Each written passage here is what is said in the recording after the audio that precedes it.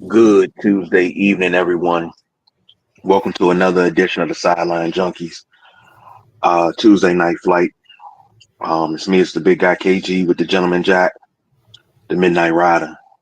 We come to you a little somber today because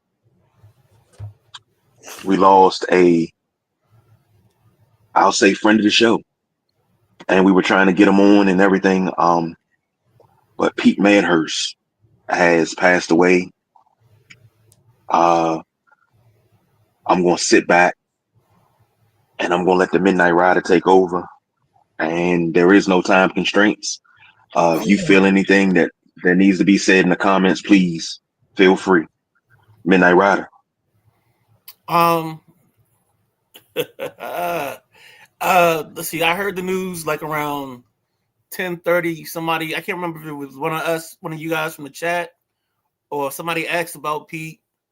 So I had to go on a fact finding mission.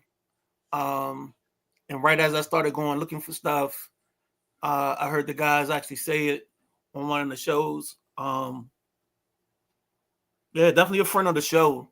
A dude that would listen to anything of yours. If you supported him, he was supporting you back.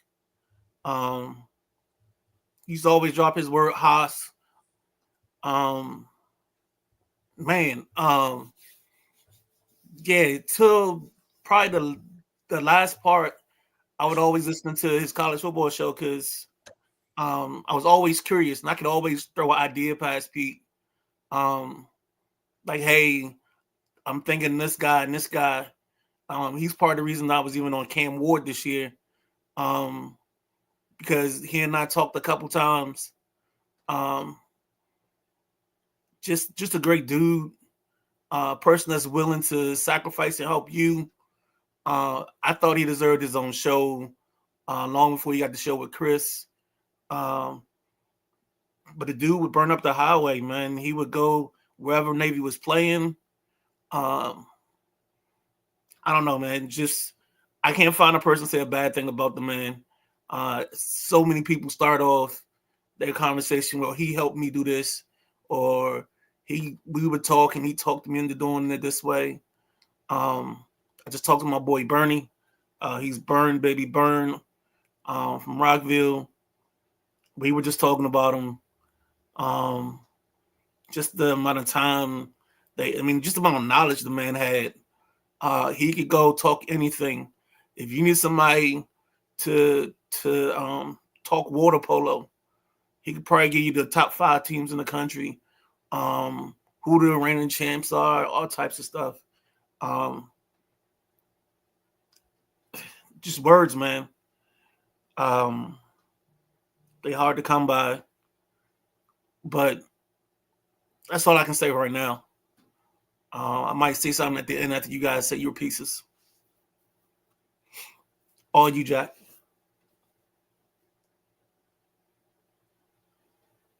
Uh-oh. Jack's on mute. Mute button. Mute button. Yes, I was. I always remember Pete Medhurst. I didn't know of him much. I knew of him from Navy football. I seen him when we went down to a Navy basketball game, and my daughter's team played at halftime. Uh, I seen him down the court there and got to meet him there that day. Uh, you're right. Knowledgeable, sports knowledge. Jesus, I told him I could sit and talk to him for days, but he had something to do, and I had to get back over with the team. And that was the first time I met Medhurst. That was probably 3 years ago, maybe 4. It was before COVID, so it was probably 2019. And it's just a shame because he loved sports. He loved local sports. He loved national sports. He loved worldwide sports. You can't say the name Pete Medhurst and not think sports. He's such a great guy. Oh, yeah, this is just, we've been having too many people passing that are, a voice in our life, not necessarily a great friend, but they're a voice in our life. And I just wish to give my prayers and condolences to his wife, Brenda, his sons, Cody and Ryan, and his daughter, Kelly. God bless you all. Just think of the good memories you got. That's what helps me get through my father passing. And every time I think of the good memories, it brings a smile to my face. So that kind of makes you feeling bad feel good, if you know what I mean. Oh, yeah. I'm just getting, there's too many people passing. And Pete's too young, man. Uh, what's the age here? 70, 30, what's that? 55? Yeah, 55. It's like 54, 55 years old, you know? That's way too damn young. he a Capricorn, so he probably just had a birthday. Okay.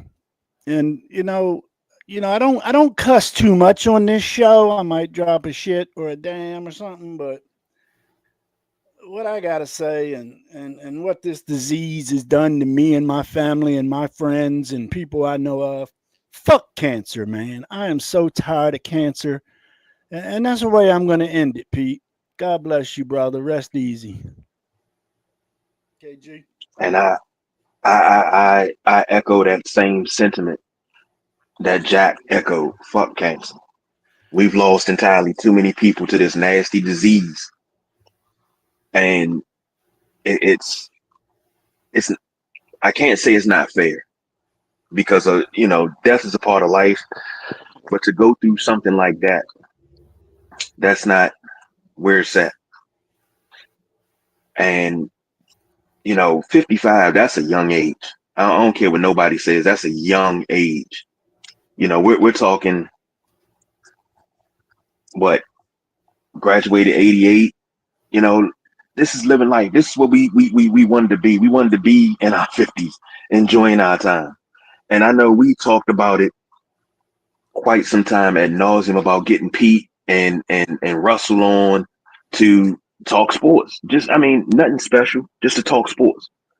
And we never got the chance to. For whatever reason, we never got the chance to, but he was also a busy man. So Yeah, he's going to be missed. Go ahead, Jack. That was Midnight Rider. No, what I was I'm gonna sorry. say was, I think he got we tried to get him once during the summer, and he was going to Rosecroft, so I couldn't get him then. And then the next time, I think he had a game or something he was doing. So, and then he got sick, or then we got word that But I'll say this much: he's definitely, and the reason we're even doing it this long or going as long as we can is he was definitely in front of the show. I know I used to interact with him all the time about stuff we were doing. I'd even send him, or I'd send him the page, told him to like him, subscribe, and I know he did. Definitely. Just because the type of guy he was, A, and B, yeah. And I'd always shoot him. If I heard him on the radio, I'd shoot him a message or whatever. But that's how we also got Ross in the flow, because Ross was a listener of the show. And I think he had just lost his wife about a year ago or 2 years ago now, the way time moves. And that's when we just reached out to Ross and, through those guys, Chris and Pete. We've met some other people through them. It's just like it's a community. It's like you just start meeting people or hearing voices, like guys like Paulie from the 757, and there's the guy Athen, and I guess he's in Annapolis. But it's just you hear voices, you hear names, and they become part of the fabric of your sports watching or your consumption, because they're going to call in the show or they're going to make a comment. And I think that's the beauty of it, is we build the sport itself helps us get away from some of the realities. And sometimes the realities of life coming into the realm of sports. And for him, it was cancer. And it just, yeah, man.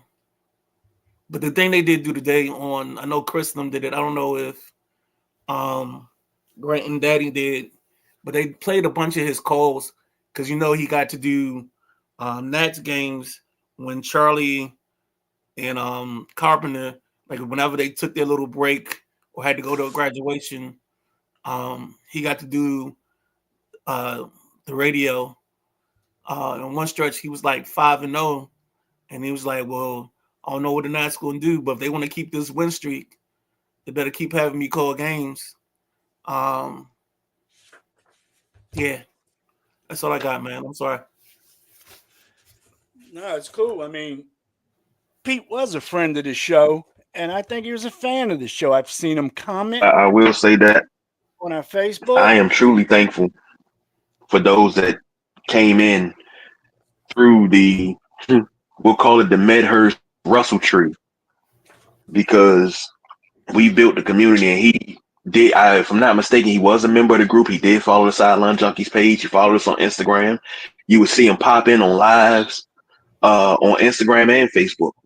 So you just like we see the Rooster pop in every once in a while. I just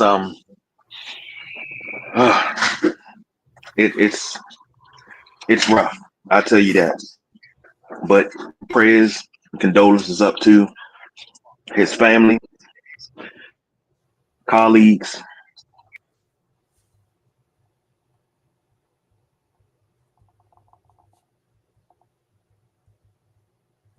Yeah. Okay, you there? I mean, this is interesting because, like you guys said, man, I know he's been in this show a couple times, like checking this out. I talked to, like I said, I've talked to Chris via, like, I talked to him the whole time he was doing the show because I didn't have to work today. And I was just like, just shooting him messages on Twitter just to make sure he was good. Because I know this was rough, and I know when he went to sign out, you could tell that it got him. It was getting him the whole time, but there was one, I think, when Navy posted its thing about him. It was either Navy or Nationals. That came out right before the show ended, and Chris just like you could hear him losing it, his voice cracking and everything. Go ahead, KG. I'm sorry. No. I told you that there is no time constraints. You go ahead. You got it. Keep I'm going. good, man. I'm good. I just heard you stop. I didn't know. I forgot you said you had to transition from one room to the other. No, I lost the signal.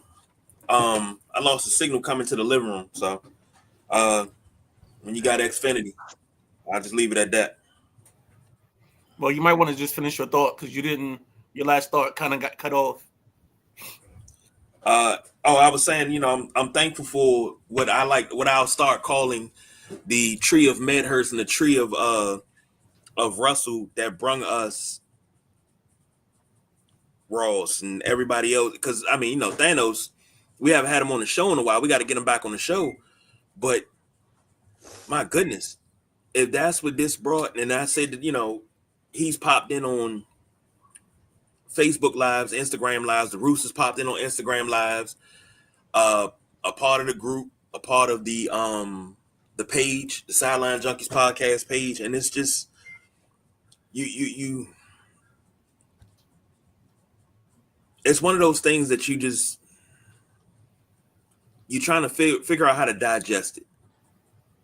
So, but I will say this: this is not goodbye, because me personally, I don't do goodbyes. This is just a see you later, Medhurst. I catch you in the radio booth on the other side. So I think somebody said one of the best comments I heard somebody say is, if there was an event Pete would try to call it and commentate on it. It could be anything, and it has been anything.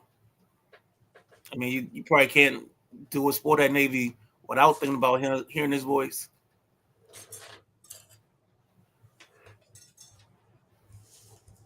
And what's absolutely crazy is I'm actually going over to the Naval Academy soon. So yeah, I was actually going over that way. Man. But fellas, any more thoughts? And Matty Ice chimed in. I don't want to thank you. Appreciate that. Yeah. Matty Ice said 55 years just too damn young. I agree, Matty. I agree. It's just tough pill to swallow. I'll say that.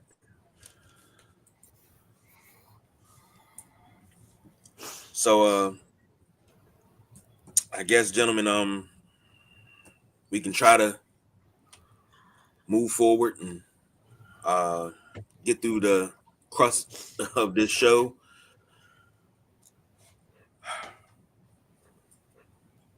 All right, let's go. First up is the divisional round of the playoffs. Went final on Sunday, so the conference round is set. The Eagles, that's EGLES, 28, Rams 22. Let me get you some stats real quick, because this is a game that I think the Rams had a shot to win, but they shot themselves in the foot. Can we agree on that? Agree. Yeah. All right. Of course, everything wants to run slow now. I couldn't believe how out of control they was on that last drive. I thought it was a bit. I mean, that fourth down play. The throw was in the first row of the stands. It wasn't even near the receiver, in my opinion. I thought the Rams was going to come down and take it when they had that much time left, but didn't happen that way. Got Philly. Now, this is the crazy stat of the weekend. Every team that won was outgained in total yardage. Okay? Matthew Stafford, 26 of 44, 324, 2 touchdowns. Kyron Williams, 19 carries, 106. Puka Nacua, 6 catches, 97 yards. Robinson, 3 catches, 74 yards. Kupp, 5 catches, 61 yards. For the Eagles, Jalen Hurts, 15 of 28, 128, no touchdowns, no interceptions. Saquon did Saquon things. 26 carries, 205, and 2 touchdowns. Jalen Hurts had 7 carries for 70 yards and the touchdown. Dallas Goedert, 4 catches, 56 yards. Barkley had 4 catches for 27. Smith had 4 catches for 21. A.J. Brown had 2 catches for 14. What was your main takeaway? Start with Jack. What was your main takeaway, like, with Philly? Is this the same Philly that we seen earlier in the season, or do you think they're playing possum? I'll ask that question. Thanks for taking my call. I hang up and listen. I wouldn't call it playing possum. They've had disputes in the locker room, in which I didn't think was a big deal. That happens a lot. I think the media blew that out. The biggest thing I took away from Philly, that O-line, man, that offensive line in Philly, you watch them, man. Jesus, I mean, if ain't nobody in front of them, they picking up a linebacker, I mean, they're blocking 8, 10, 12 yards downfield. That's why Saquon right now, I mean, I'm not saying it's all the line, but you know damn well a good running back comes with a good line most times. That's what I'm taking. Saquon just owns LA. What do you had, 255 last time he faced them?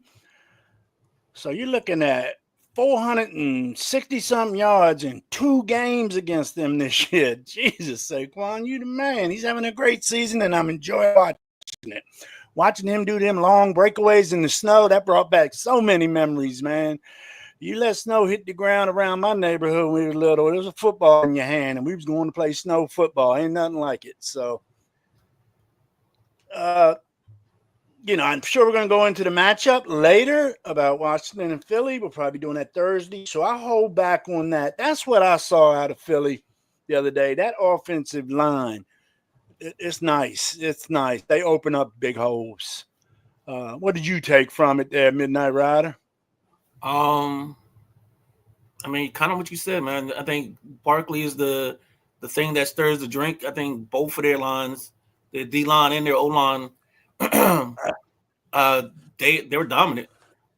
People thought, I mean, they took, what was it, 3 years ago, they had Kelsey look at possible replacements, and he picked the kid Cam Jurgens, and the kid Jurgens has been just as athletic and just as important to the mix.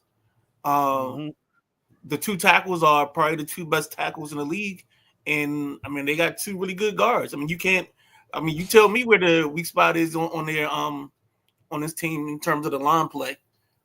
Carter's a beast. We'll talk about that later on, but yeah, that's what I saw from this team. Just dominance in the trenches, and they make everything possible for the rest of this to run. No doubt. A couple of comments. Matty Ice said Barkley is just playing at a whole nother level. He may carry this team to the Super Bowl by himself. Yep. It's possible. Mike Trail says, professional teams at this point in the year don't play possum. You could lose a game if you try that. Mm-hmm. True. You could lose if you play possum. I agree with that. I don't see Philly, not saying that I'm saying Philly's weak or nothing. I see Philly holding back, because once they get a lead, you got somebody like Saquon, you still got Gainwell. If they get a lead, they get a 2-score lead. All they got to do is eat up the clock. And it's like, yeah, I don't have to score. I can just sit back and just run this ball. I'll pick up first down after first down, get 3. Now you got 3 scores you got to make up. And if you don't go down and you don't make up them scores and you don't get them off the field, you're not going to beat them. That's what I see. So congratulations to Philly on winning that one.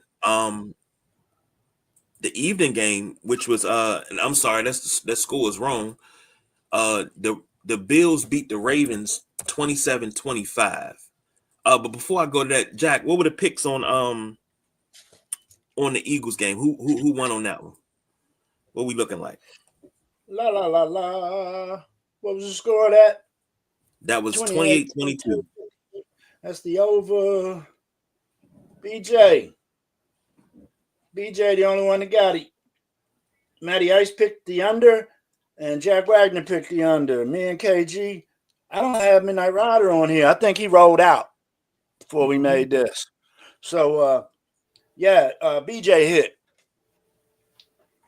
Okay. Next up, like I said, the Bills versus the Ravens, 27-25. The sum of this game, the sum of this win was a 2-point conversion that was dropped by Mark Andrews, and people have been flaming Mark Andrews up in social media comments and things of the sort. I seen somebody telling him to pack his bags. He's never going to play in Baltimore again. And I'm like, this is Mark Andrews. This is one of your top 5 tight ends in the league. And that's what you're saying? That's a top tight end in that franchise. Yeah, you got, if you talk about Baltimore tight ends, it's Shannon Sharp, Todd Heap, Mark Andrews. And they were picked by quite possibly one of the greatest tight ends of all time in Ozzie Newsome. Mm-hmm. That drop, and I'm gonna throw a little history on you guys. That drop, even though it wasn't the Super Bowl, a lot of people online that I follow said that reminded them of Jackie Smith dropping the touchdown against Pittsburgh in the Super Bowl, which would have kept the scoring going, would have tied the game. Pittsburgh wound up winning that game 35-31. Lamar Jackson, 18 of 25, 254, 2 touchdowns, and an interception. Derrick Henry, 16 carries, 84 yards. Justice Hill, 6 carries, 50 yards. Isaiah Scam Likely, 4 catches, 73. Rashad Bateman, 4 catches, 66. Andrews, 5 catches, 61 yards. For the Bills, Josh Allen, 16 of 22, 127. James Cook, 17 carries, 67 yards. Khalil Shakir, 6 catches, 67 yards. And Cook had 3 for 15. Jack, what's your thoughts? I knew it was going to be a gritty game. I knew it was going to be a close game. None of us picked this game correctly, or any of our viewers that chimed in. So we went over on this one. Baltimore did a good job in game planning at halftime. They slowed Buffalo's offense down a little bit. Lamar, he did Lamar things. I just felt that Buffalo just did what they needed to do, controlled the ball. Cook didn't have the game he usually has.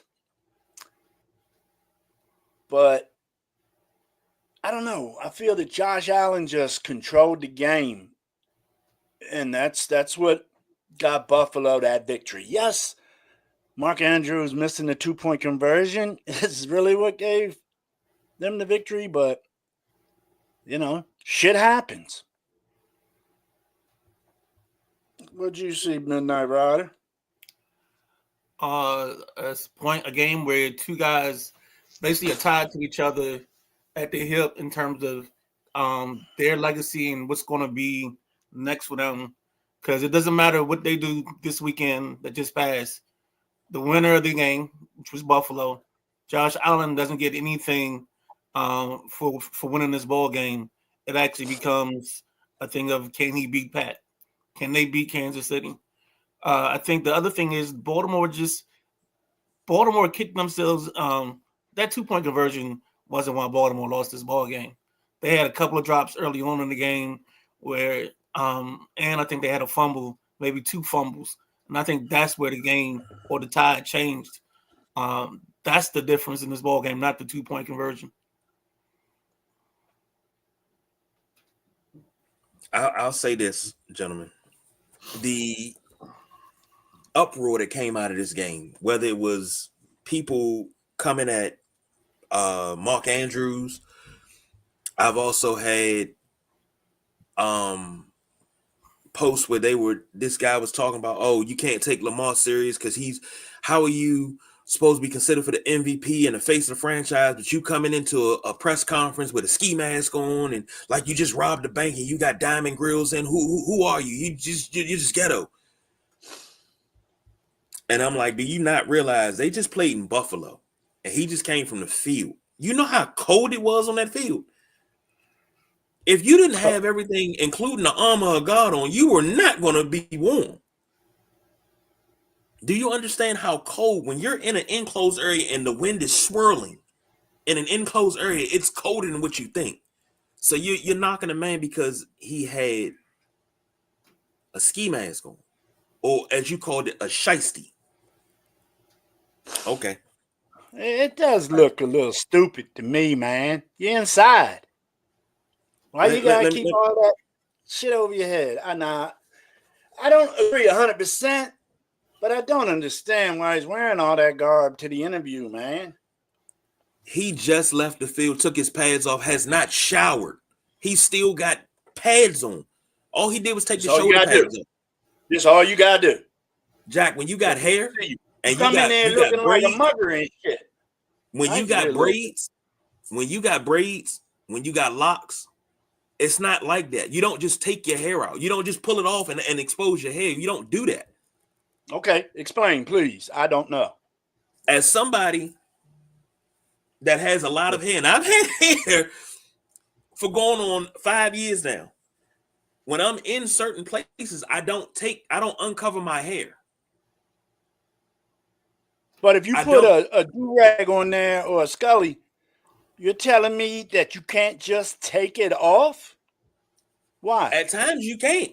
And then you don't know what he had, and you don't know if his hair was done. You don't know if he had 2 braids. You don't know if he had 4 plaits. You don't know what he got. He does it every game. game. He wears that thing every game, every interview. I've seen a lot of interviews. I don't know. I just feel, and I see what they're saying though, man. The one joint was saying sponsors probably don't like that. It's not a good look. Why do you do it? You want to present yourself as best you can. I mean, it's coming up to here, okay, and then it's here. I can see what they're saying, man. But it's not their business. It's not my business. So let Lamar be Lamar. If he loses a sponsorship, then maybe he'll change. But right now, they should let Lamar be Lamar. But I see what they're saying. That's what I mean. Okay. I see no problems with it, because if he came in there and let's say he came in there after a shower and wore a 3-piece suit, they still gonna judge him based on who he is. So it don't really matter. He can wear a shiesty or he can wear a 3-piece suit. He's still gonna get judged. Number one, he's gonna get judged by his failures, because this is another failure in everybody's eyes. And this is his 7th year. Is it 7th year? 7th year in the league, or 6th year in the league, going into 7, whatever. And he hasn't won a big game. I'm gonna tell you something. John Madden say, "Show me a game that's a little game. Show me a little one." Oh, he can't win the big one. Show me a little one. Okay, but I'm sure Midnight. Go ahead, finish it. I'm sorry. No, that's all right. They says they compared his stats, his first 7 years, playoff stats, to Peyton Manning's, and they're exactly the same. Same amount of MVPs, same amount of playoff futility. It's gonna happen when it's gonna happen. Midnight Rider, you sitting there, you quiet, you kind of look like Brian O'Connor, ready to take off. When Tyrese came back, like use the spray on the way back. Let's go, man. What you got? No, actually, I want to get to some of these comments if you guys don't mind. You got it. Yeah, I like a couple of them. Go ahead. See if I can do this right. Matty Ice, it was a brutal drop. He had the fumble too, and Lamar had 2 bad turnovers. Basically, gave the game to the Bills. Sam R. Yep, Sam R is a longtime viewer. Normally he's with the WrestleManiacs, but Sam R joining us during the week. What's happening, Sam? All right, so he's got exciting times in NFL and college football right now. Then he doubles back. I agree with that. Yeah, you can get sick in the cold if you're sweating. So I'm guessing that's in reference to the hair thing. Mm-hmm. See, Mike Trail says he was all worked up. If you watch the interview, it was like he was having a conversation with himself. He was frustrated. I think that's about Lamar, and I totally agree with that. He was. Sam R again. Nah, I leave what I got wearing on when I want to. It's all about feeling comfortable. But I'm not showing up to an interview wearing whatever. Jack's got a point. Thank you, Sam.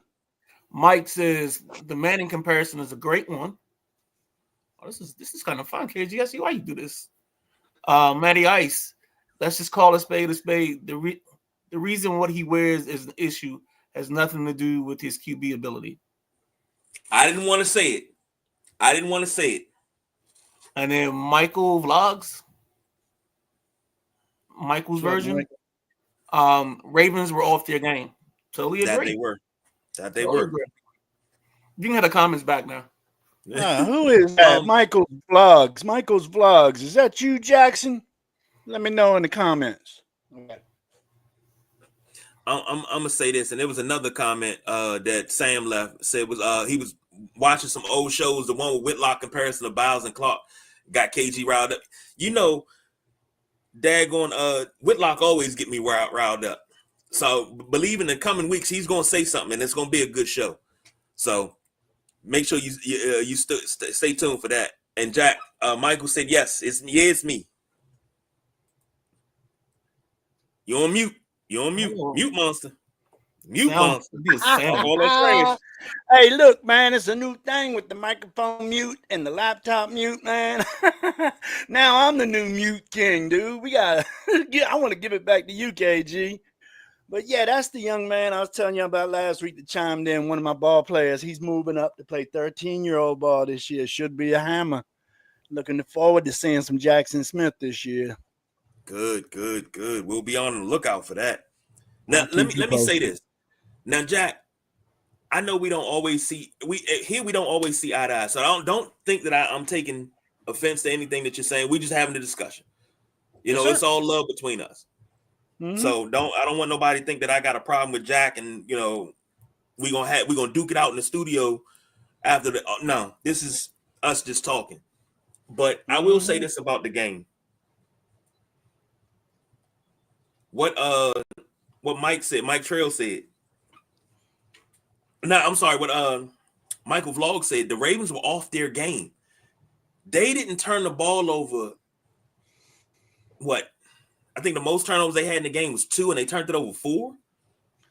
But Buffalo was just opportunistic, but you got to give Buffalo credit. Buffalo knocked them off their game. Yeah. Buffalo defense. They knocked them off their game. So you got to give Buffalo credit. Mike Trail said Whitlock gets everyone worked up. I know I'm not alone. And Michael Vlog says Michael's YouTube account. Huh. But this game sets up a rematch with Kansas City. Yes, sir. And I know we're not getting into that game. We're going to cover that game on Thursday. And the Eagles game set up a matchup with the Commanders. This will be the second time the Eagles and the Commanders have played in the playoffs. It's a lot of parallels of earlier years. I'll say that. I won't go into detail, but I realized something earlier today, and I was just piecing stuff together, and I said, wow, okay. That's all I can say is, wow, okay. I see something, but I don't want to say it. But I will say this. I'm afraid. I'm afraid on many different levels. And I don't want anything to be gift wrapped to anybody. I don't want there to be any excuses when this conference championship round comes up. I don't want to hear, oh, well, we're not at full strength, or we don't have this, we don't have that. I hope the best team wins, but I'm still afraid. So I'll leave you with a cliffhanger like that, and we'll cover that on Thursday. Michael Vlog says the Ravens were the better team. All right, we gotta What give that Mike boy said. we gotta give Mike a nickname. That's Jackson. Call him Big Hammer. Jackson. All right, Big Hammer, that'll work. It's my boy Big Hammer. Now we got to switch over to college football. I got a lot to say about this, but I'm gonna go ahead and rattle off the stats and everything. Notre Dame goes down to Ohio State last night in the national championship game, 34-23. Will Howard, 17-21, 2 touchdowns. Judkins, 11 carries, 100 yards and 2 touchdowns. Will Howard also had 16 carries, 57 yards. Smith had 5 catches, 88 yards, and a touchdown, especially one that broke Notre Dame's back. Was that Smith that caught that one? Yep, he hadn't caught a pass all second half, and then boom, out of nowhere, there he goes. I really, it was third and good little bit, and they were doing some okey doke little running plays. It looked like just trying to burn clock, and it looked like the corner and the safety was sleeping, like they was expecting another run because that boy just ran right past them. The ball was underthrown. If that ball would have been on the money, man, that was 6 all day. Hell of a gutsy call by Ohio State. That you know, that blew it all open, ate up the rest of Notre Dame's timeout. So that was a gutsy call by Ohio State to go for the long ball there. Riley Leonard was 22 of 31, 255 and 2 touchdowns. Also had 17 carries for 40 yards in the touchdown. Jeremiah Love, 4 carries, 3 yards. Jaden Greathouse, 6 catches, 128. I'll just turn it over to you guys. You guys take it away. I'll finish it up. Go ahead, Midnight Rider. You can have it. Thank you, Jack. You're very welcome, sir. I don't know. It was funny because the first drive they came out like gangbusters, and then it's like they took the rest of the game off offensively for a stretch, and then they came back later on and tried to make a run for it. I will give them this much: as long as they can keep finding a quarterback, they're gonna be in this 12-team mix. And they're gonna be like, oh, we let Notre Dame in. Notre Dame's kicking in the door, letting themselves be known and letting themselves be heard. This is probably the best Notre Dame team I've seen in a long, long time from an athletic standpoint, from a speed standpoint. They just got weapons. And this kid, what was his name? KG? The kid with 126. Smith. No. Yeah. For Notre Dame. Oh, you talking about Jaden Greathouse? Yeah, Greathouse. Yeah, that's a big boy. Name a whole lot. Mm-hmm. But we're gonna be there. We're gonna make some noise. So just be ready to see us. And you know they're gonna change this format. I'm gonna go ahead and call it now. They're probably gonna do the top 4 ranked teams, get the 4 buys, and everybody else gets in. Like the conference champs can get in, but they just can't get the automatic bye. I think that changed up some of this dynamic of how this played out. Because you had Penn State probably in the Final Four, and I don't think they were a Final Four team. So let's go with the comments, or let's go with Jack, whichever one y'all want to do first. Well, I'll be brief. First of all, I loved the college football playoffs. I mean, it was exciting having some bang up matchups every week for 4 or 5 extra weeks of the season. Mm-hmm. At first, I wasn't sure how I was going to like it, Midnight Rider. I really enjoyed the college football playoff and look forward to it because, like I say, it was like football heaven, man. You got the playoffs for the NFL starting, wild card weekend, and you already had, one round of this college football playoff, and then boom, boom, boom, boom. I really enjoyed it. If any football fan didn't enjoy it, then you got a problem because that was just football heaven to me. Ohio State, Quinshon Judkins? He's going to be a hell of a running back. Notre Dame, man, they didn't show no love, man. Jeremiah got no love as far as I'm concerned. I think he carried the ball 3 times for like 5 yards and got 2 receptions for maybe another 5 yards. So how does a running back so dangerous as Love only touch the ball 5-6 times? I think don't forget he's been banged up. So but still, this is a championship. And the offense at Notre Dame never looked like it did on that first drive of the game. First drive of the game, Notre Dame going down and scored, burnt the hell out of the clock. I thought that was awesome, and I thought we were going to have a good game. It ended up being close, but I think Ohio State had control of this game the whole time. Well, let me get to a couple of comments before I go and jump into this thing. Matty Ice said OH. Sam Moss said, I predict the Commanders lose that game. I'm a fan of Washington, but there's no way around fate. Anything is possible. Matty Ice said that first ND drive was something to watch. 18 plays, 10 minutes. I thought OSU was toast. Yep. And he did his little voodoo thing too. Yeah, he did. He did. I noticed that, and I was like, good one, Matty. Good one. That second quarter was the game, though. Yeah, it was. Mike says both games this season have been separated by the total of 11 points, but I think the Redskins, yeah, I said it, have more potential to score more points. They've scored 30 points or more 8 times this season compared to the Eagles with 5 and 4 of the Redskins games were 40 points or more compared to 1 for the Eagles. Mike also says ND just couldn't figure out how to stop OSU's defense until late in the game. That's true. And go Irish. Jeremiah Smith, only a freshman, but he is fire. That's what Jamie Myrick said. Can't wait to see him over the years to come. Chris Fowler and his Ohio State never fumbled, and then the very next damn play was a fumble. I love when that happens in our favor, because as soon as he said that, I was like, it's coming, and it came right the next play. I was like, all right, let's go. Let's move. But Mike said Great House made some NIL money last night. Yeah, he did. Yes, sir.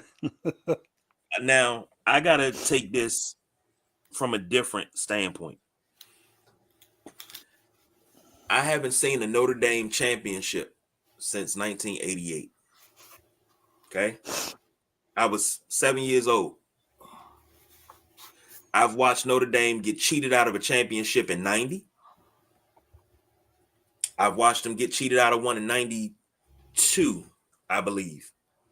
When they beat the number 1 team in a bowl game. They were number 4. They beat the number 1 team, but that was 93. I'm sorry. They gave the championship to Florida State when we had already beat Florida State earlier that year. I've watched this program get cheated out of championships, but then I've also watched them get slaughtered. I watched them get slaughtered in 2012. And what was that? 2017 against Clemson. They beat Clemson to end the season. They ended Clemson's streak, and then they laid an egg in the Cotton Bowl in the semifinal against Clemson, and Clemson went on and won another one. Then we come out last night, and Riley Leonard was spent. He was done after that first one. After that first drive, he was done. He was done. He left it all out there, but he was done. A lot of people are blaming Marcus Freeman. After praising him for so long, a lot of people are blaming him for this loss. I don't care what you say. Marcus Freeman got us to the show. And I just swore up and down that what happened with our Parsegian, what happened with Dan Devine, what happened with Lou Holtz. And what I mean, what happened is third year was always the year that they won their championship. It was always during the third year. This is Marcus Freeman's third year. He was supposed to get the championship last night. That's what fate was supposed to allow. I also, from a personal level, wanted to show my sons that the promised land is real. That I can, everything that I've told you about this team, this community of Irish fans, everything I told you is true. We've always been at the top. We've always been the blue blood. We've always been the life force of college football. It's not something that you read in a book. It's not something in a movie. It's real.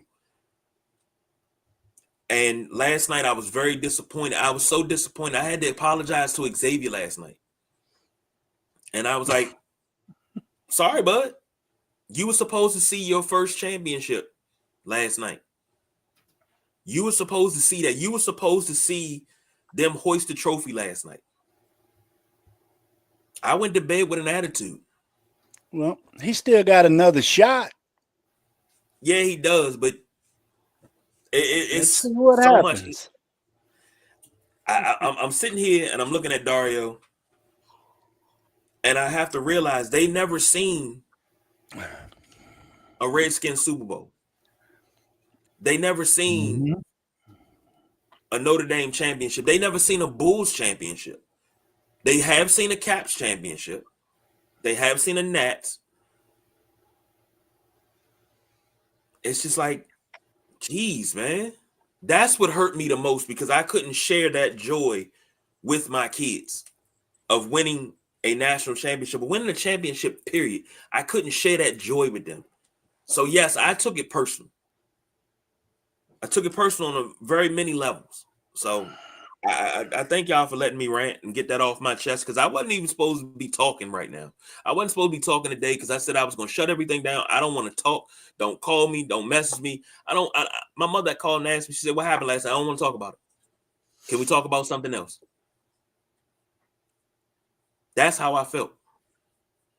I took it to heart. So, couple of comments. Mike said the college football playoffs were a great improvement. Yep. Matty Ice said 1 more year, 12, and then they go to 16. Jackson, they don't give Love the ball enough. I agree with that. But we don't know how bad that knee was. But you also had Jadarian Price behind him. You had Keedron Young. So you had guys that could run the ball. Mike said for an Irish fan, it's tough. That last 4 end of the season losses come by. Oh, yeah. Yeah. We haven't beat OSU since 1936. I didn't like the field goal call, but he got them to believe they could come back, and they damn near did. That's what Matty Ice said. Mike said Marcus Freeman is a fantastic young coach and a fantastic motivator. His recruiting classes will take him from here, and everyone will want to enter the portal to play in South Bend. Yeah, I think so too. And it was a graphic that I had for you guys too.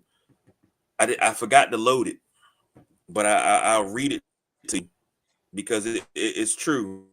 And I said this to my wife last night, and she asked me, was I okay? I told her no. I said, I'm not even gonna lie to you. I'm not okay in the slightest. Like, I am hurt right now. Like I was, dang, where is it at? Nope, that's not it. Hold on, I got you.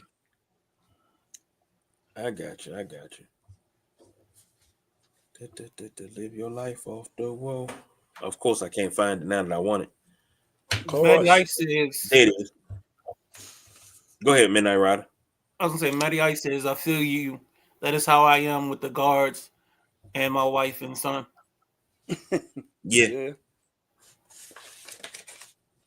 Leonard is not a good throwing QB. This is Jackson. They rely on him in the run game too much. I think that's his strength. I mean, you can't make. I'm not going to be sound, but he's not a passer. He's a combo QB where he's got to use his feet to find success. This is from Paul Feinbaum on Ohio State winning the national championship. Ryan Day pays for a $20 million roster, and I'm supposed to be impressed with his win. And I said that last night. I said that to my wife. I said, I'm supposed to be impressed when you got the highest payroll for your players in college football. But I'm supposed to be impressed by that. I'm not impressed at all. I'm actually quite pissed off about it. Isn't that the landscape, though? That's the way of the lane. It's nothing I can do about it. Okay. I mean, because they didn't just let Ohio State have these rules. So no, everybody just Ohio State just had more money. All I'm saying is this is what we're about to get into. That's why you're starting to see these teams start with some GMs, and they're going to start structuring some of these deals to make sure that, if you leave after this amount of time, they're going to make this incentive laden. I'm going to put it that way. Some of these going to be incentive laden deals where you got to be there. You got to stay and stick around. Jackson said, sorry for the confusion. I'm on my account now. Got you. Matty Ice said, but that's college football now. Yes, it is. And do I have to like it? No, but it's not for me to like. So I'll say that. But what you just said, KG, what you just said, and I've heard it several times, it's just hard to get used to when you say they got a $20 million team over there.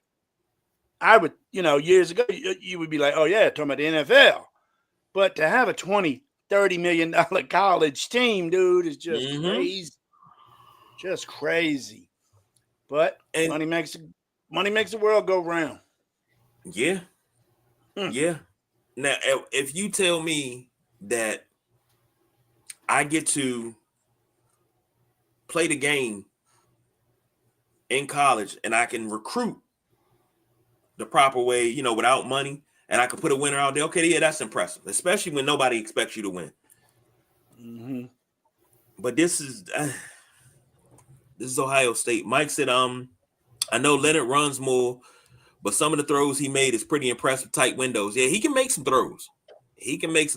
But He's got a touch. Mm-hmm. let me ask a question. This is too early, but that's why I'm asking, because it's too early. Do you think Ohio State repeats? They're going to be something to be reckoned with. They got Jeremiah Smith. As long as they can he find somebody to throw him the freshman. ball, as long as they can find somebody to throw him the ball, they're gonna be in good shape. They're gonna be right back. I mean, they keep a team. I mean, the only difference is this team. They went and got a couple mercs, Judkins and company. So that's You the know difference what? now. You said that, and the first thing I thought of was Any Given Sunday. That's what he called Julian. All right, I got you, Merc. Because that's all he was. Once he made his money, he was gone. One more comment. How many rounds did Will Howard draft stock go up from the last 4 games? I think he probably made himself a 3rd round pick, if not 2nd. I was thinking the same thing last night, saying how Will Howard definitely bumped his chance to get drafted higher up through this college playoffs. Definitely. You know what somebody said? Somebody said Will Howard on that play that broke Notre Dame's back when he threw it to Smith. Somebody said, "The hell with it! I'm just gonna throw it Smith down there somewhere." Yeah, Hey, that's a good strategy. I've been there before. Just throw it up. He'll get it. Yeah, I've been there before. One of my buddies used to always make a saying. His saying was, "Make it athletic." If you make it athletic, I got you every time. My final thought on it was something that you said on Facebook last night, Midnight Rider. You said that the DBs didn't get a hand on this kid. They didn't bump him. They didn't chuck him. They didn't nothing. Mm-hmm. And when you said that, I said, yeah, Midnight Rider looking at this with the same eyes I'm looking at it. And I'm gonna jump in because you're speechless right now. See, this is why we do this, because you already knew where I was going. Like the problem is, I think it's whatever it is in the technique. I'm not a coach, but they teach these guys like to mirror, and they don't teach them to use their hands. And it's just, you can't give these guys with this much athleticism, this much speed. You just can't give them free releases. And it's like, that's all I see in college football. I see it in the pros too. Like, there's just no way I can let somebody that God gifted come off the line without something. Yeah, I agree with you. But like I said, Ohio State, they was doing some crazy runs. Quarterback keep just getting 2-3 yards. I think Notre Dame was fooled. The corner, I think he assumed it was going to be a run. That's how come so much distance was between them two. I don't know. I thought there was going to be a run. I wasn't expecting a pass on that play. Were you two? It's a smart call. But now, let me play devil's advocate, Jack. Even if he was expecting a run, if you're playing man and your assignment is to stay with that receiver, whether it's run or not, your assignment is to shadow that receiver. That's where you need to be. And I agree with the Midnight Rider. They don't teach that, at least give them a bump. And, if you can start them off balance and you can throw off the timing just a little bit, just that. But I see a lot of guys try to do too much, And, I mean, we all weren't given advice by the great Darryl Green at ESPN Zone when you moved to corner, from being a wide receiver all your life. That was me that got this. And, I got this great advice. But I joke, I kid. But no, you good. I watch these guys and I see them try to do too much that your skill level was not there for. Like I see guys that want to keep looking back into the backfield. You want to see where the ball is, but you done lost your man. He's gone 5 yards ahead of you. Now you're behind the play. Yeah. And it's technique. And I think whoever the secondary coach is needs to be on that next year. I'm not saying everybody got to be a lockdown corner. You shut down half the field, but you got to be on that. Hey, we can't get burnt by this. This is our weakness. You got to look at the tape from this year and find out what your weakness was. Well, and you have to work all off season with that. Notre Dame's got some nice DBs now. I don't know the boy's name, but he plays on the left side. Let's do it this way. The left side. He made that great play in the end zone when he almost intercepted it. And the receiver almost caught it, so they both kind of knocked it out of each other's hands. I forgot that corner's name for Notre Dame, but I thought he did right well on the left side. The boy that got toasted was on the right side. Now, they got a nice little pipeline of DBs coming. I know who you're talking about. Of course, I can't think of his name because I need it right now. I know, right? Yeah. I'm going to say this, fellas. This is a loss that hurt, and there's no other way to put it. Mike said, y'all talking about Jordan Clark. That sounds, yep. There's no other way for me to put it, but this hurts. And I'm gonna hold on to this for quite some time. So Matty Ice said, I don't think they repeat, but will they will be in it. I think they'll be there. Mike said with the portal, it will be easy for any top team, including OSU, to repeat. And Notre Dame didn't have a shadow for OSU's quarterback. So when he started to run, some of the DBs left their assignments, leaving someone wide open. That's true. And I noticed that it was two plays that stood out to me. One was down in the red zone, and the DB was pointing at was it Judkins he was pointing at when he went in motion backfield, then he came back out and he caught the touchdown and walked in the end zone. They were in the wrong defense. He saw it pre-snap and was like, and I'm like, why didn't anybody call timeout? We were in the wrong defense. I would have burnt the timeout there. Maybe you could have held him to 3 there instead. That was Smith. That was number 4 that went in motion. And Was the problem is everybody keeps trying to give credit to the wrong place for that play. That play is a cheap play. The Chiefs ran that Go ahead, what are you saying? I said, what were you talking about? The play where the back goes in or the receiver comes in motion, gets about halfway, stops and pivots back out and goes back to where he came from. Okay. They scored on that in the Chiefs scored on that in the Super Bowl. So the play's been around. It's just, I think you got to pick the right time to use them. I think they just did. I mean, it's not really the corner could have done or anything like that because you didn't expect it. And then when it happened, it was like, damn, okay. And I think that's just the whole case. Just sometimes you got to make plays, and they just made a play. Winning plays and winning moments. Mm-hmm. Which game was it? The Notre Dame game where the ball got snapped and it hit the guy in motion? Number 88? Was that Notre Dame's offense that happened to? Yep. Yeah, that could have been crazy if Ohio State got that ball in. But yeah, that there play is what I thought you were talking about. A motion man should never get hit by the goddamn snap ball. He should never get hit by a snap ball. It looked like he was dilly-dallying across that damn line. You go in motion, man, you run. I thought that was a bonehead play by, I believe it was number 88. And I thought that's what you two was talking about on that. I was looking at something on my phone. And I think Mike Trail's right. I think that cornerback's name is Jordan Clark, number 1. I think that's who I was talking about that played really good game last night.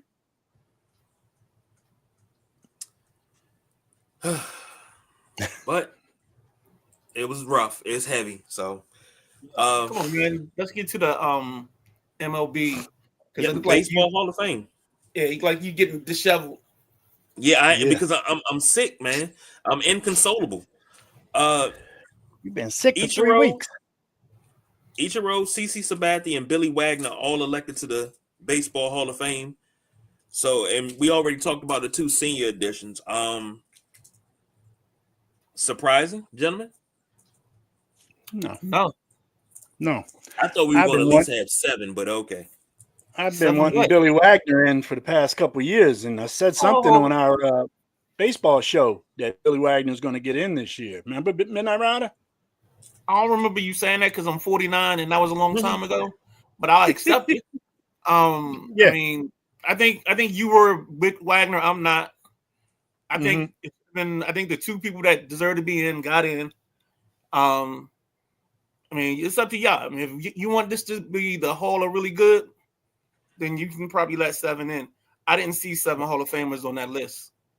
I got to find the full list, but I know we talked about it, and we talked about that. You said it should be 7. I said it should be 2. I said we talked about it, but I said anything that doesn't have Dave Parker on is a fraudulent Hall of Fame, and Dave Parker got in, so I'm happy. Okay. I'm just saying. You're gonna put all the IRA people in the Hall of Fame. He just saying. Ryan Clark's son. Yeah, Jordan Clark is Ryan Clark's son. Yes, he is. But congratulations to them. I don't see any problems. Ichiro, I knew Ichiro was making it. That was, come on now. If we look at Maddie's comment now that we're talking about Ichiro, I'd like to know the same thing. Who was the one guy that didn't vote for Ichiro? It's the same guy that didn't vote for Oh yeah. It's the same guy probably because he's saying if somebody from back in the day can't be unanimous, then nobody should be unanimous. Yeah, I remember The only person he's ever given his full vote to was Kyle. In all honesty, Ichiro is one of the best baseball players ever. I'm not saying major leaguer, but you look at his total career, he's one of the best baseball players ever, in my opinion. Agreed. So definitely deserved. And Sabathia's deserved.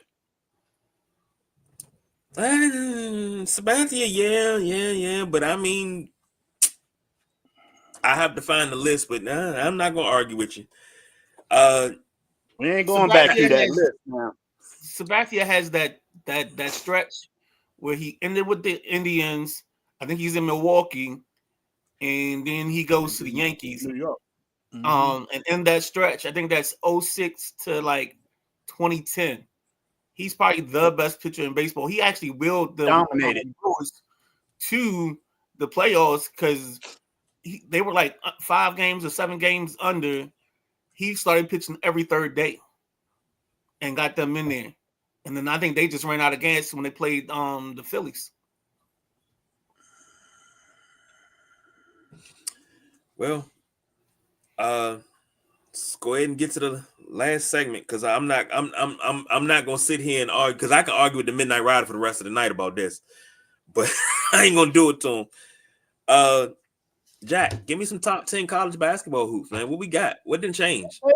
It was a great weekend and great Wednesday, Thursday of college basketball last week. Had some shakeups in my top 10. Got a team that moved up 4 spots, got a team that moved down 3 spots, got some teams that got bumped all together. But I want to start out with number 1 Auburn Tigers, 17-1. They played 2 top 25 teams without their star, Johnny Broome, Naismith Award nominee. Yes, hold sir. On 1 second. KG, so, push us to the side. Give Jack like the big box.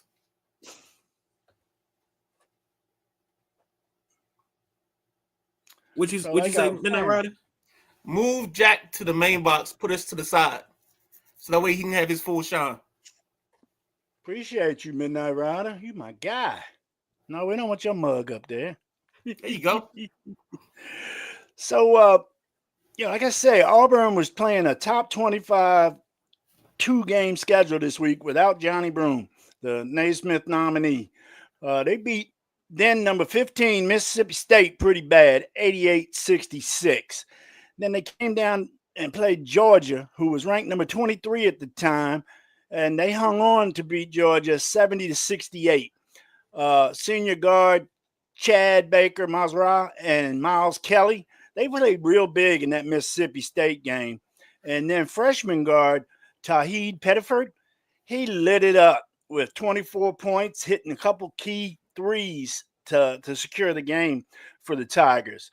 Up next for the Tigers, they got no midweek game this year, but they play Tennessee next week. Number 1, Auburn versus number 6, Tennessee. That's going to be something to watch. It's on Saturday night, 8:30 ESPN. Broom is going to be updated come Thursday, Friday. So we'll see if he is going to be able to play in this Tennessee game or needs a little bit more time to get that ankle right.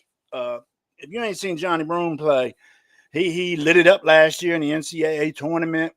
He's having a great year this year. I believe he's averaging close to 20 points a game. So go check that guy out. Moving up in the rankings from number 3 to number 2 is the Duke Blue Devils at 16-2.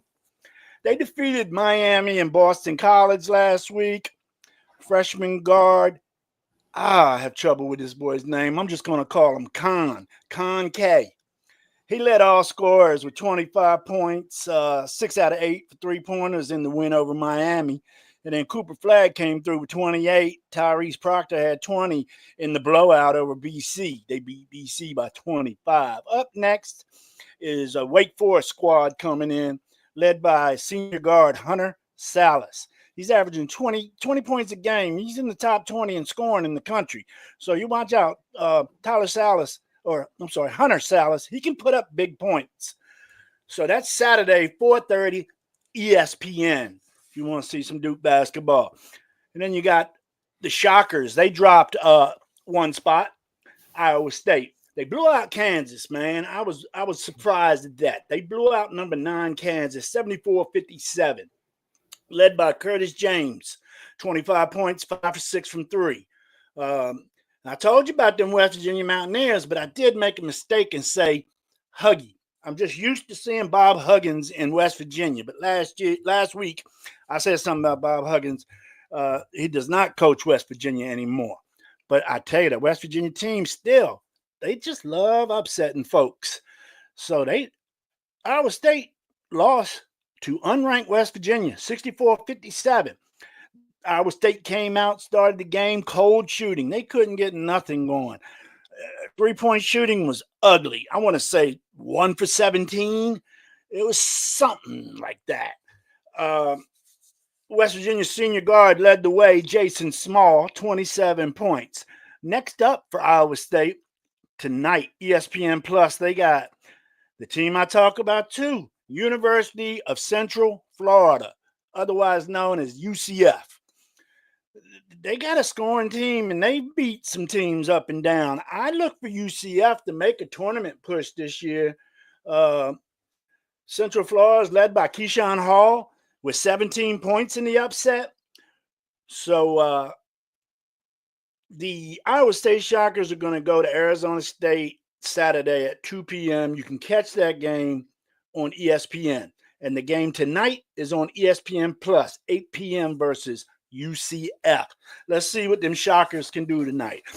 They're a scoring team. If you like watching fast running ball, watch them Iowa State Shockers. And speaking of fast teams, the number 4 team in the country, woo-wee, they put up some points, man. They're an 80-point team, man. And in college ball, that's scoring a lot. They come in at 15-3 in the number 4 spot. But they lost to number 21 Ole Miss, 76-64. Malik Dye led the way for Ole Miss with 23 points, 19 rebounds, and 2 blocks to secure the upset. Sophomore guard Holloway led Alabama with 15 points off the bench. After that loss to Ole Miss, Alabama got their shit straight and went on to face number 8 Kentucky in a hell of a game. We were talking about this on the show. That game ended up being Alabama 102, Kentucky 97 in a run and gun thriller. Senior forward Grant Nelson had a huge game for Alabama with 25 points, 11 rebounds. Also, guard Mark Sears, man, he's a Naismith nominee. He had 24 points for the Alabama squad. Up next today, they got Vanderbilt. That'll be on the SEC Network. It starts at 7. And then Saturday, they got a game, but I don't have who it is in my notes. So look for Alabama to be playing Saturday at 8:30 on the SEC Network. You find out who their opponent is. Up next is a team that started the season at number 18 in the country, the Florida Gators. I'm high on this team. I love the way they play. 16-2 record. They came in last week and lost to Missouri to end a 16-game home win streak. The score was 82-83. Caleb Gill scored 22 points, including 2 free throws with 5 seconds to give Missouri the upset. Then they came into Texas and defeated Texas pretty bad, 84-60. Elijah Martin led the way with 20 points for the Gators. Up next, Wednesday, South Carolina, 7 p.m. on SEC Network. And then Saturday, Georgia comes to town to see if they can handle the Gators at 3:30 afternoon, SEC Network. Watch some Florida basketball. I tell you, that's a nice team. And they got a boy on that team that's like 7'80", man. Big old boy. Well, he probably really is 7'8". He don't play, man, but he's a big youngin'. I can't wait to see him play. So number 6 team in the country, Tennessee Volunteers, 16-2. This past week, they beat Georgia by 18, 74-56. They overcame a slow start. Senior guard Jordan Gady, he tallied 19.7 rebounds off the bench for Tennessee. So Tennessee got a strong bench. They also beat Vanderbilt, and Vanderbilt's going to be. Vanderbilt beat Tennessee. That's right. Vanderbilt beat Tennessee. Vanderbilt's a strong team. They're 15-3, and they should be knocking on the door of the top 25 very, very, very soon. Vandy was led by junior guard Jason Edwards with 18 points. But the funny thing is about this game, the score is 76-75. 4 Tennessee starters scored over 16 points. That's amazing to have that many players score that. But what does that usually mean, guys? It means you don't have no bench. The bench for Tennessee totaled 8 points, 2 threes and 2 foul shots. So you got to get more than 8 points off your bench, man. Maybe that's why you got upset. Next up for the Volunteers is Mississippi State today, ESPN 2, 7 o'clock. And then Saturday, Tennessee's got a big one. Tennessee is at Auburn, at number 1 Auburn, 8:30 ESPN. Check that out Saturday night, man. That's going to be a good ball game. Then we got our Phi Slamma Jamma Part 2. Houston Cougars moved up from number 10 to number 7. They made the 3-spot jump. Biggest jump in the top 10. 14-3, they defeated West Virginia 70-54. Senior forward Jaywan Roberts had 22 points and 10 for 13 from the field. Money. And then their top scorer, LJ Cryer, 18 points. I believe he's a Naismith nominee as well. They survived a close one with UCF. I'm telling you, every time I say UCF, it's either an upset or a close one. I really like UCF. It was 69-68. Roberts had 21 points, 9 rebounds, hits the go-ahead layup with 1.1 seconds left. Great game. Next up for the Houston Cougars, Utah. Wednesday, 6 p.m., ESPN Plus. Then Saturday, number 12, Kansas. Houston goes to number 12, Kansas for a 6:30 start time Saturday on ESPN. So a lot of top 10 matchups coming up. It's good. I cannot wait for the madness. Number 8, Michigan State. We was talking about them last week, wasn't we, KG? Yes, indeed. The Izzo. H to the Izzo. You know how we roll, Midnight Rider. 16-2. Michigan State's climbing this top 25 board. They got by Penn State in a tight one, man. It was 90-85. I watched that game. It was tight. Frankie Fiddler had a season high 18 points, 7 rebounds to lead the Spartans. Then they squeaked out another victory, defeating number 19 Illinois 80-78. Trey Holloman, he was the high point man for MSU with 17 points. Up next, Michigan State's got Rutgers Saturday. They got a pretty mild week. No games during the week, but they're playing Rutgers Saturday. I think that's just going to be a little bit of running practice. 1:30, and that's going to be on CBS. Now we're coming to the last two of our top 10 guys. Number 9, Kentucky down one spot with a record of 14-4. They defeated number 11 Texas A&M 81-69. Senior guard Jackson Robinson led Kentucky with 22 points. Zurich Phelps led the Aggies with 21.7 rebounds. Then they had a battle of the top 2 offensive teams in the country. Kentucky came up on the losing end of this. They lost to Ortega. Who's Ortega? Oh, they lost to Kansas. No, I'm sorry. This here is totally wrong. But they got coming up next. They got an unranked Vanderbilt team at 2:30 on ESPN. They must stop Vanderbilt's Jason Edwards. So Kentucky, I don't know. Maybe I screwed up on the Kentucky thing because I don't like Kentucky. I don't like Kentucky. Hey, Jack. Huh? What do you say? I'm gonna tell you something. When you said that, I felt like a scene from Step Brothers. Did we just become best friends? Yup. Because I don't like Kentucky either. I haven't liked Kentucky in over 30 years, man. Don't like Pitino wherever he goes. So rounding out my top 10 this week, and it's the AP top 10, okay, is number 10, Marquette. Marquette's dropped 3 spots in the poll this week, dropping to the record to 15-3.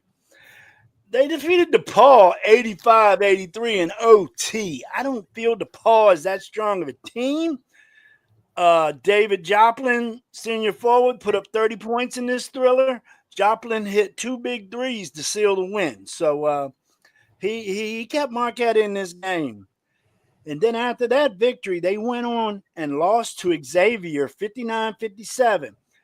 Xavier, Zach Fremantle had 14 points, 10 rebounds in the upset.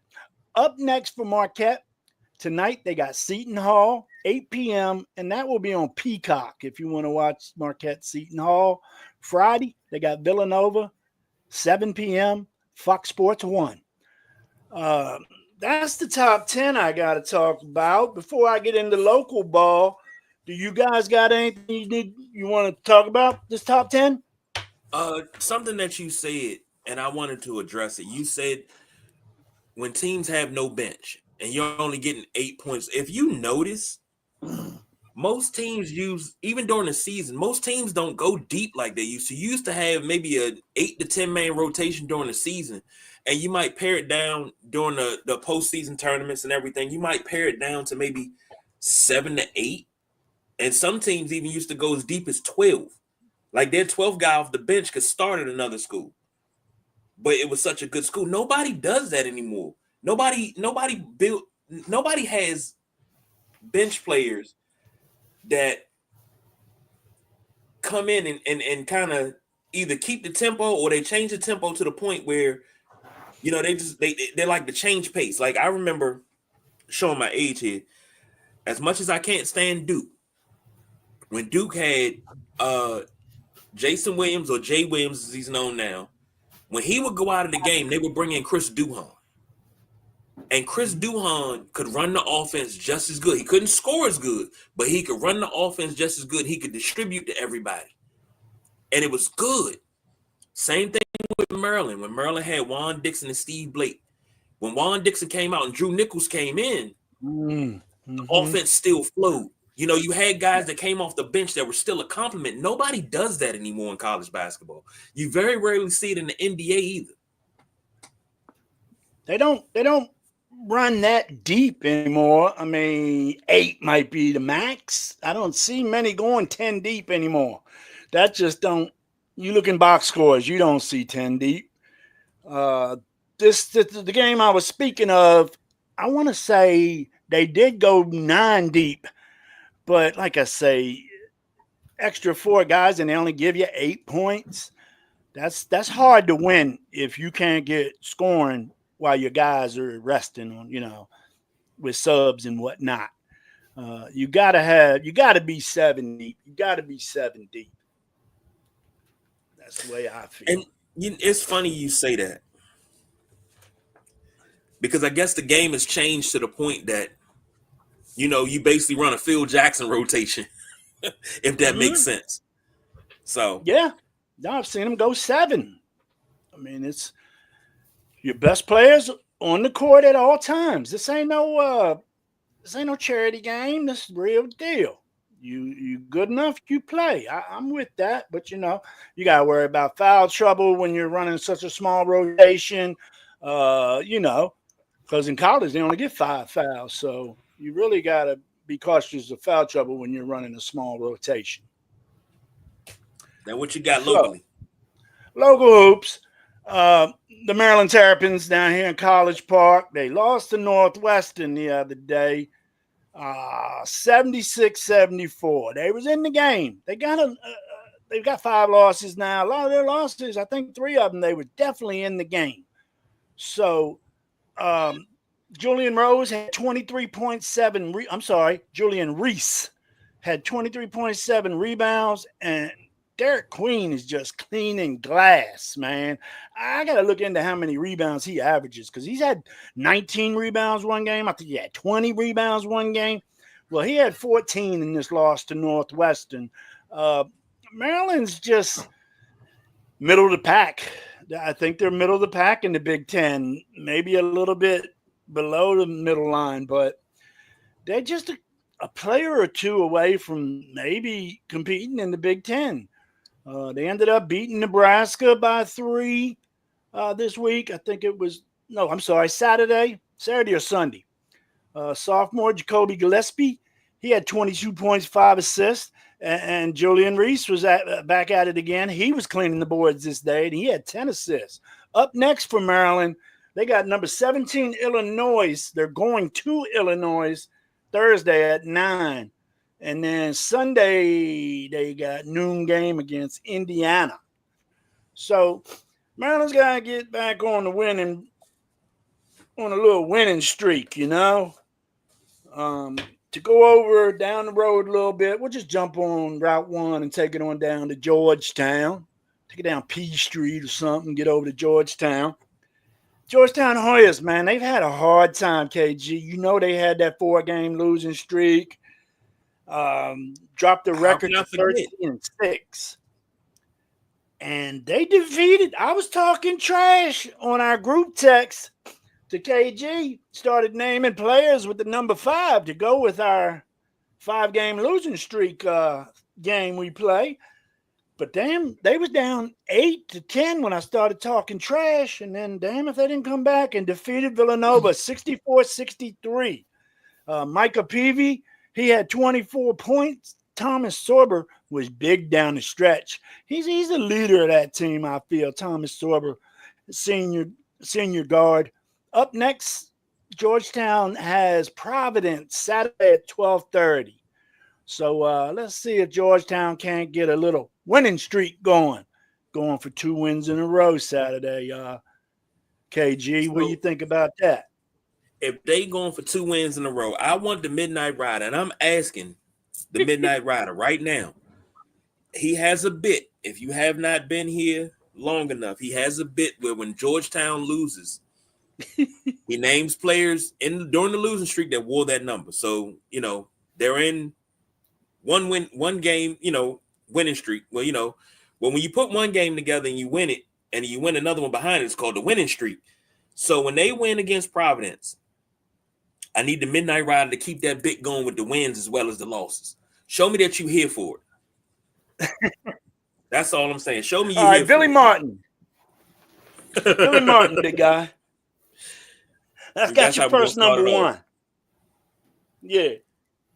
No, Who you no, got? what are we doing? There you go. He I wants knew to how to do- get him back. He wants to do a game for winning streaks, Midnight Rider. He's not gonna do that. I've Georgetown. been asking him for that No. for 4 years. No, it's my bit. It's my bit. My bit is my. No. KG, I like Midnight Rider's bit.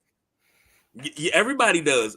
Like I thought we was family around here, Yeah. but y'all just won't let me live it down. It's okay. Mm-hmm. Uh-oh. It was Mm-hmm. free. I'm gonna have to do that. I'm gonna have to do that for my Tar Heels the way they playing this year. Jeez. Who? Tar Heels. Oh yeah, they suck too. You must have spent the money in the I wrong wear, I spot. wear I'll wear a special Tar Heel shirt for you next show. I think we lost KG. Couple comments when you were doing your basketball update. Yeah, catch Mike it up. Trail said Bama was playing LSU next. Thank I you. was trying to tell you that Vandy was losing to Alabama. It was like 82 to 103 or something like that. Yeah, that was a 7 o'clock tip, I think. And that's all I got. You got anything else before we go? Yeah, I wanted to do this at the beginning of the show, but sometimes shit don't go the way we want it. We had a viewer. I'm not sure if the viewer is still in today. We got a comment from her, Miss Jamie Myrick. Will be in the passenger seat with the gentleman Jack and the backseat driver, Midnight Rider. Jamie Myrick is a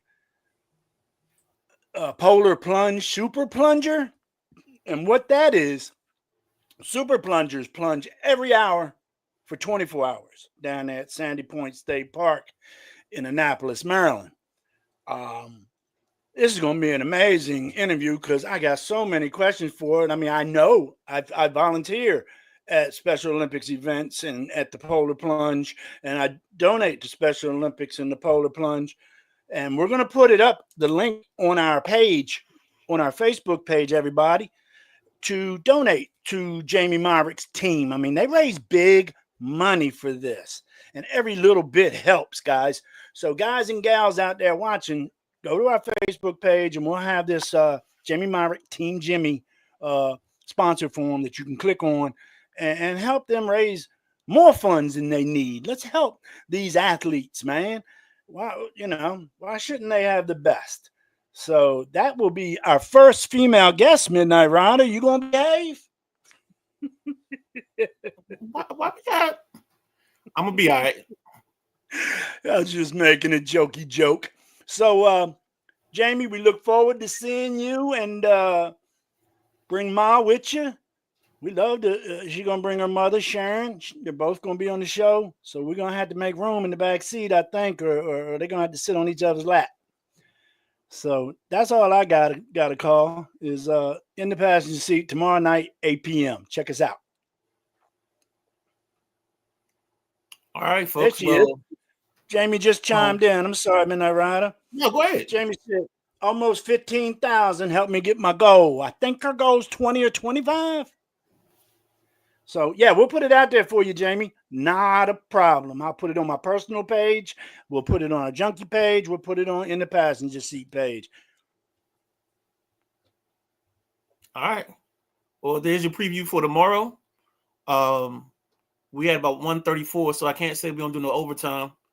But again, as we started the show, our condolences and prayers are with the Medhurst family losing Pete over the weekend or last night, and we just going to just keep moving on and try to be as strong as we can.